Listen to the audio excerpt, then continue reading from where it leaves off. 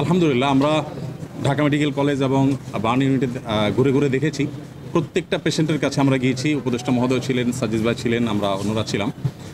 যেটা আপনারা একটু আগে শুনেছেন যে আসন্না ফাউন্ডেশন চ্যারিটেবল অর্গানাইজেশন, আমরা আমাদের নিজস্ব যে তহবিল আছে সেই তহবিল থেকে কোনো প্রকার পাবলিক ডোনেশন নেওয়া ছাড়া আমাদের নিজেদের অন্য সমস্ত প্রজেক্টগুলোকে এই মুহূর্তে স্টপ করে দিয়ে এই প্রজেক্টে আমরা সর্বোচ্চ প্রায়োরিটি দিয়ে কাজ করছি। কারণ হসপিটালগুলোতে যে দৃশ্য, এই দৃশ্যগুলো যদি কেউ নিজের চোখে না দেখে সে আসলে কোনোভাবে অনুমান করতে পারবে না যে ভয়াবহতা কোন পর্যায়ে পৌঁছেছে।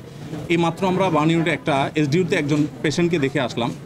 তার মুখাবয়ব দেখার পর নিজেকে কন্ট্রোল করা খুবই কঠিন। তার চোখ ছাড়া এই পুরো জায়গাটা জাস্ট গর্ত হয়ে আছে, পুরো জায়গাটা গর্ত হয়ে আছে, মানে চোখ ছাড়া আর কিছু একটা চোখ তাও মনে হয় আছে, আর পুরো জায়গাটা জাস্ট একটা ভয়ঙ্কর গর্ত হয়ে আছে।